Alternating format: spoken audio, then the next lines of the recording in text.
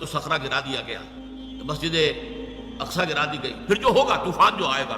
اس سے پھر ایک بہت عظیم جنگ کا معاملہ ہوگا۔ اسے حدیث میں الملحمۃ العظمیٰ کہا گیا، عظیم ترین جنگ۔ یہ دونوں حدیثیں میرے پاس ہیں، ان کا ٹیکسٹ بھی ہے، ترجمہ بھی ہے، مسلم شریف کی روایات ہیں۔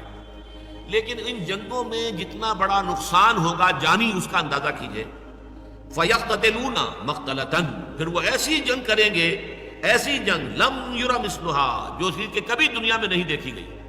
کیونکہ واسط علاقے میں بہت بڑی جنگ ہو رہی ہے تو اور بات ہے، جنگ عظیم اول، جنگ عظیم دوم پوری دنیا میں پھیلی ہوئی، یہ ایک مقام پر جو جنگ ہوگی مڈل ایسٹ میں، اور اس کی جگہ جو ہے جو آرمگیڈون کے نام سے جو ہے یہ جو مکاشفات یوحنا ہے اس میں کہا گیا آرمگیڈون، اور حدیث میں آیا الملحمۃ العظمیٰ، عظیم ترین جنگ۔ یہ لبنان، اسرائیل اور شام، جہاں یہ تینوں ملک ملتے ہیں گولان ہائٹس کے قریب، یہاں در حقیقت اس جنگ کو ہونا ہے، عظیم ترین جنگ۔ اور یہاں پر یہ تمام نیٹو ممالک جو ہے، معلوم ایسا ہوتا ہے کہ ترکی کو رونتے ہوئے یہ آئیں گے اور یہاں پر آ کر ڈیرے ڈالیں گے، ترکی کو بھی ختم کریں گے، اس لیے کہ استنبول تو ان کی نگاہوں میں کھٹکتا ہے، یہ تو پرانا عیسائی شہر ہے۔ آیا صوفیہ جیسا بڑا گرجا یہاں تھا جو آج مسجد بنا ہوا ہے، ہر یورپی عیسائی کے دل کے اندر جو ہے وہ گویا کہ تیر اس کا لگا ہوا ہے، تیر ترازو ہے۔ یہی وجہ ہے کہ وہ کسی صورت میں بھی یورپین یونین میں ٹرکی کو شامل کرنے کو تیار نہیں ہے، چاہے ترکی ہر اعتبار سے اپنے آپ کو یورپی ثابت کرنے کی کوشش کرے، لیکن نہیں، وہاں جو ہے عورتوں کے لیے سرپرستار باندھنا بھی ممنوع کر دیں، تبھی وہ انہیں اپنے ساتھ شمار کرنے کو تیار نہیں ہے۔ اس لیے نقشہ جو ہے آنے والا اس کو اچھی طرح سمجھ لیجئے کہ اس میں جیسا کہ حدیث میں آتا ہے جزیرہ نمائے عرب میں بھی بہت بڑا طوفان آئے گا،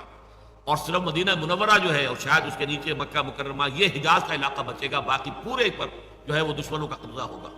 اور یہ تمام ممالک جو ہیں، ایران، یہ ترکی اور عراق کا معاملہ، یہ سب کا سب بھی ان کے قبضے میں آ چکا ہوگا، یہ بڑی جنگ ہوگی۔ اس میں الفاظ یہ آئے ہیں حتیٰ یخر میتا، حتیٰ ان الطائر لیمر بجنباتہم فلا یخلفوہم، حتیٰ یخر میتا فیتعاد بنو الاب کانوا مئۃ فلا یجدونہ بقی منہم الا رجل واحد۔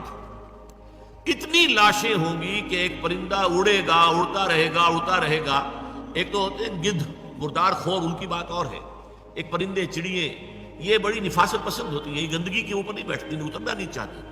لیکن یہ کہ لاشوں سے اور ان کی بدبو سے وہ پورا علاقہ اس بری طریقے سے متاثر ہوگا